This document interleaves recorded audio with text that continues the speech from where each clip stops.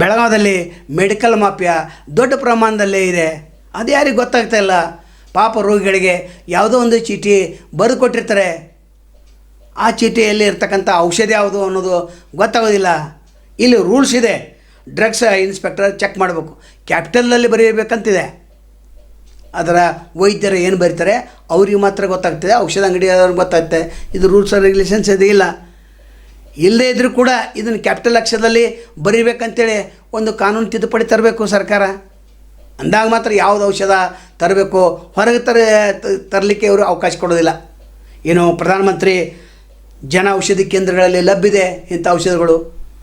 ಆದರೂ ಕೂಡ content same ಇದ್ದರೂ ಕೂಡ, MG ಸೇಮ್ ಇದ್ದರೂ ಕೂಡ, ಇಂಜೆಕ್ಷನ್ ಸೇಮ್ ಇದ್ದರೂ ಕೂಡ ಇದು ನಡೆಯೋದಿಲ್ಲ, ನಮ್ಮ ಅಂಗಡಿಯಲ್ಲೇ ತೆಗೆದುಕೊಂಡು ಬಾ ಅಂತ ಹೇಳ್ತಾರೆ.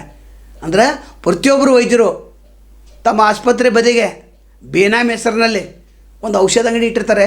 ಲಾಭ ಮಾತ್ರ ಇವರಿಗೆ ಬರ್ತಿದೆ, ಅದು ಕೇವಲ ಹೆಸರಿಗೆ ಮಾತ್ರ. ಅಂದರೆ ಇಲ್ಲಿ ಡಾಕ್ಟರ್ ಏನು ಬರೆದು ಕೊಟ್ಟಿರ್ತಾರೆ, ಅದು ಏನು ಕಂಪ್ನಿಯಿಂದ ಕೂಡ ಬೋನಸ್ ತೆಗೆದುಕೊಂಡಿರ್ತಾರೆ.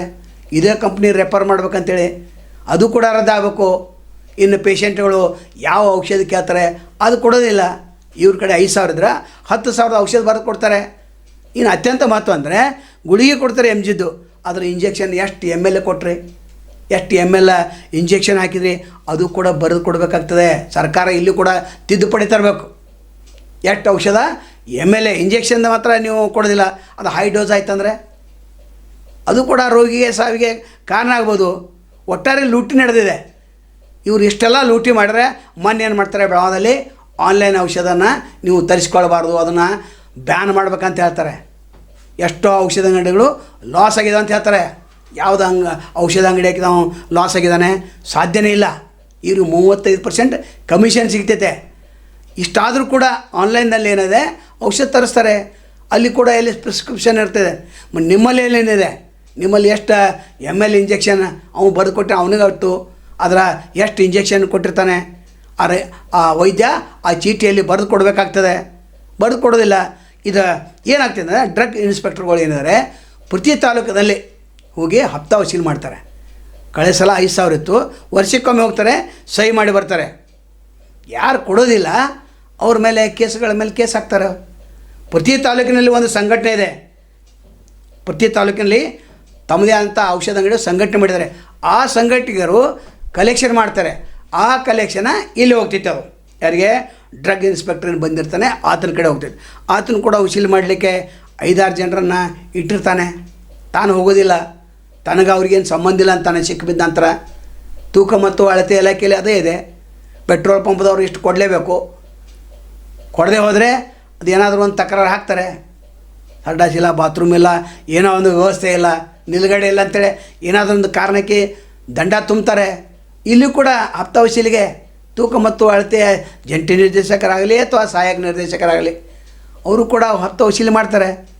ಅಂಗಡಿಗಳಿಗೆ ಹೋಗ್ತಾರೆ, ಅಲ್ಲಿ ಕಲ್ಲುಗಳನ್ನು ಚೆಕ್ ಮಾಡೋದಿಲ್ಲ, ಹಪ್ತಾ ಮಾತ್ರ ಇವರಿಗೆ ಹೋಗಿ ಮುಟ್ಟಬೇಕು ಹೋಲ್ಸೇಲ್ ಅಂಗಡಿಯಿಂದ. ಇಲ್ಲಿ ಕೂಡ ಹಾಗೇ ಇದೆ.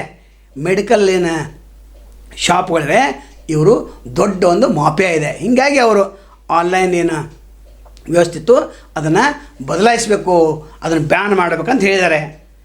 ಇನ್ನು ವರ್ಷಕ್ಕೆ ಕಂಪಲ್ಸರಿ ಹಪ್ತಾ ಕೊಡಲೇಬೇಕು. ಈ ವರ್ಷ ಎಷ್ಟಾಗೈತಿ ಗೊತ್ತಿಲ್ಲ. ಅದರ ಪ್ರತಿ ತಾಲೂಕಿನಲ್ಲಿ ಇವರೇನು ಪ್ರತಿ ತಾಲೂಕು ಅಸೋಸಿಯೇಷನ್ ಮಾಡಿದ್ದಾರೆ. ಈ ಅಸೋಸಿಯೇಷನ್ ಮೂಲಕ ಒಬ್ಬನ ಹೆಡ್ ಅದ, ಅದರ ಮೂಲಕ ಇವರು ವಸೂಲಿ ಮಾಡ್ತಾರೆ ಅಂತ ಈಗಾಗಲೇ ಹೇಳಿದ್ದೇವೆ. ಏನು ಕೊಡಲಿಲ್ಲ ಅಂತಂದ್ರೆ ಕಂಪ್ಯೂಟರ್ ತೆಗೆ, ಸ್ಟಾಕ್ ತೆಗೆ, ಎಲ್ಲ ಬಿಲ್ ತೋರಿಸು, ಏನೇನೋ ನೆಪ ಹೇಳ್ತಾರೆ. ಸಾಕಷ್ಟು rules regulations 13 rules and regulations ಇವೆ. ಅದರಲ್ಲಿ 5ರಿಂದ 6 ಅಷ್ಟೇ ಮೆಡಿಕಲ್ ಶಾಪ್ದವರು ಫಾಲೋ ರೂಲ್ಸ್ ಮಾಡ್ತಾರೆ. ಮತ್ತು ಇವರು ಕೂಡ ಚೀಟಿ ಇಲ್ಲದೆ, ವೈದ್ಯರ ಚೀಟಿ ಇಲ್ಲದೇ ಔಷಧ ಕೊಡ್ತಾರೆ, ಕೊಡ್ಲಿಕ್ಕೆ ಬರೋದಿಲ್ಲ. ಒಟ್ಟಾರೆ ಇವ್ರು ಲೂಟಿ ಮಾಡಿದ್ದು ನಡೆದಿದೆ. ಆದರೆ ಆನ್ಲೈನ್ನಲ್ಲಿ ಔಷಧ ಬೇಡ ಅಂತ ಹೇಳ್ತಾರೆ. ಒಟ್ಟಾರೆ ಇವರ ಮೇಲೆ ಯಾರು ಕಡಿವಾಣ ಹಾಕೋರು? ಕಡಿವಾಣ ಹಾಕೋವರೇ ಹಪ್ತಾ ತೆಗೆದುಕೊಂಡು ಸುಮ್ಮನೆ ಇದ್ದಾಗ ಏನು ಮಾಡಲಿಕ್ಕೆ ಸಾಧ್ಯತೆ? ಇನ್ನೊಂದು ವಿಷಯ ಅಂತಂದರೆ ಇಲ್ಲಿ ವೈದ್ಯರು ಈ ರೀತಿ ಮಾಡಿದರೆ BHMS BAHMS ಅವರು ಲೂಟಿನ ಮಾಡ್ತಾಯಿದ್ದಾರೆ. ಅವರು ಕೂಡ ಶ್ರೀಮಂತನ ಆಗ್ತಾಯಿದ್ದಾರೆ. ಅವರು ಕೂಡ ರೋಗಿಗಳ ಜೊತೆ ಅವ್ರ ಪ್ರಾಣ ಜೊತೆ ಚೆಲ್ಲಾಟನ ಆಡ್ತಾಯಿದ್ದಾರೆ. ನಾವು ಅನೇಕ ಸಲ ಹೇಳಿದ್ದೇವೆ, ಜಿಲ್ಲೆಯಲ್ಲಿ ಸಾಕಷ್ಟು ಜನ ನಕಲಿ ವೈದ್ಯರಿದ್ದಾರೆ, ಅವ್ರ ಮೇಲೆ ಕ್ರಮ ಕೈಗೊಳ್ಳೋದು ಇಲ್ಲ. ಈಗ ಸದ್ಯಕ್ಕೆ DH ಅಂತ ತೆಗೆದಾರೆ. ಜಿಲ್ಲಾಧಿಕಾರಿ ಹೆಗಲ ಮೇಲಿದೆ ಇದು. ಜಿಲ್ಲಾಧಿಕಾರಿ ಯಾವ ರೀತಿ ರೇಡ್ ಮಾಡ್ತಾರೆ, ಅವರಿಗೆ ಸಾಕಷ್ಟು ಕೆಲಸಗಳಿವೆ. ಅವರು ಆಯುಷ್ಮಾನ ಏನು ಇಲಾಖೆ ಇದೆ ಅಲ್ಲಿ ಅದು ಇದನ್ನು ಕೊಡ್ತಾರೆ, ಎನ್ಕ್ವೈರಿ ಕೊಡ್ತಾರೆ.